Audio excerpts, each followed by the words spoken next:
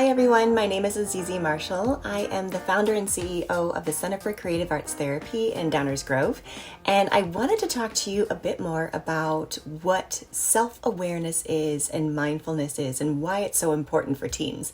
So I've got my notes down here. I'll be reading a little bit, and hopefully you'll have some really cool takeaways to help you with mindfulness and self-awareness, because both of those are so important, especially as a teenager. So why is self-awareness important for teens? There are many questions you may ask yourself as you're coming into adulthood, like, who am I? What makes me special, a unique human being or different from others? What do I want from my life? Why do I feel like this? What made me react like this? They're just some of the questions that you may ask yourself, and answers to such questions build the foundation of your own self-awareness. Practically speaking, being self-aware means that we are able to understand our thoughts, our emotions, our beliefs, our traits, and motivations, and perceive them and how they affect our performance. So this skill develops naturally over time through experience and through maturity. However, since it is critical in taking ownership of our lives and the direction we choose, we all need to foster it in ourselves. So there are a variety of practices and exercises to help you enhance self-awareness as you guide your own growth and development, and we'll explore a few in just a moment. So you don't need to choose only one practice or activity as you begin to discover which one of these really resonate the most with you. Each can become a habit of daily routine, which is the best case scenario.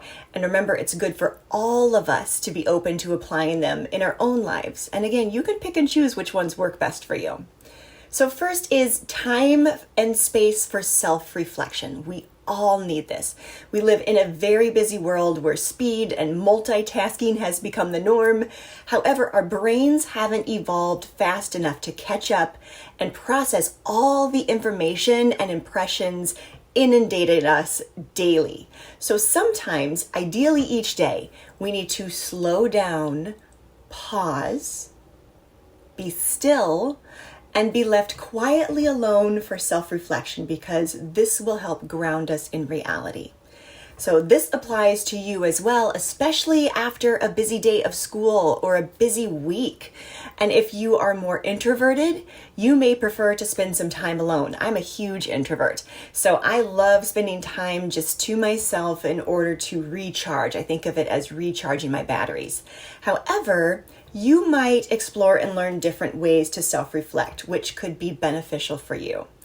Now, if you're more extroverted and don't like being alone and you recharge your batteries by being with other people, you could also take advantage of slowing down and self-reflecting every now and then. This could mean taking a walk outside or just sitting or lying down in your room and doing nothing. That means absolutely nothing, not scrolling on your phone. It means absolutely still. Though it may appear we're doing nothing, we are actually in those moments of stillness consciously and subconsciously processing information and getting closer to our true selves. And you can simply offer a gentle reminder for yourself. For instance, why don't I go for a walk? Why don't I write in my journal? Or just spend some time processing what is going on with myself emotionally, so you can figure out your true feelings and what you want to do next. The next one is keeping a journal.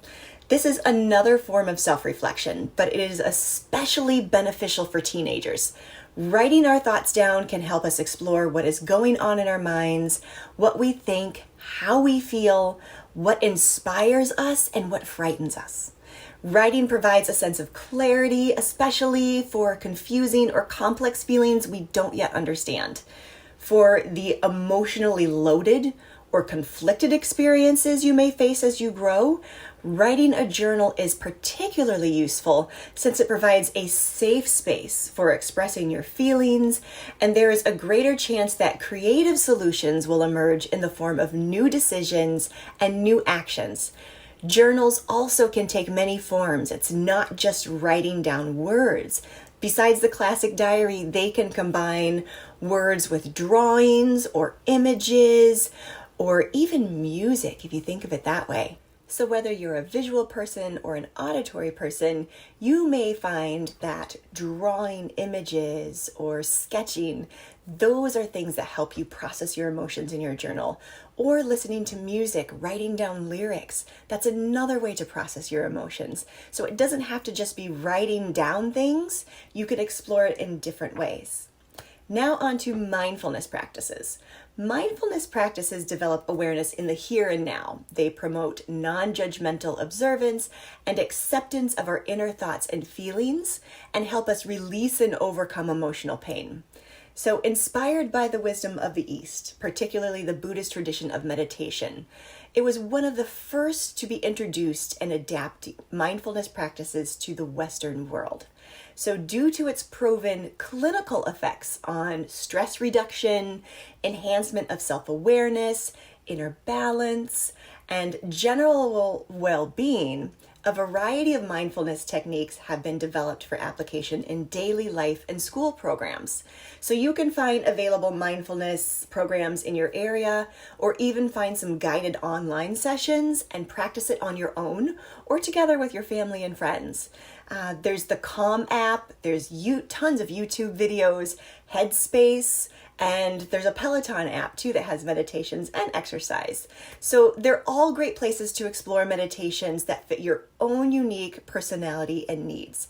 If you're not one that likes to sit still for meditations or for mindfulness practices, there's also just being able to identify things within your space. So noticing 5 things that you can see, 5 things that you can touch, 5 things that you can taste, 5 things that you can hear.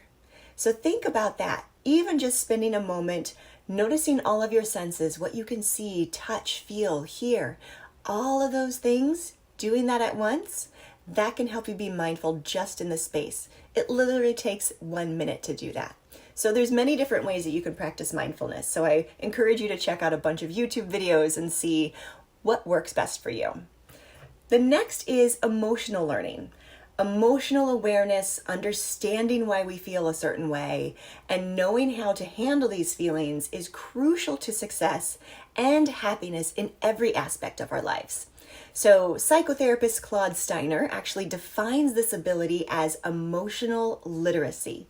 We learn to manage our emotions, develop empathy for other people, repair emotional damage when we've done something wrong, and succeed in interacting with others effectively. The importance of emotional awareness has brought emotional learning programs into schools, and hopefully you've already had the opportunity to develop this competency. If not, you can look for available lectures or workshops in your community that are oriented towards developing emotional awareness and literacy, either for yourself or for other youth in the area. So again, you can also check online for available programs, especially YouTube. They have a ton of videos about emotional literacy.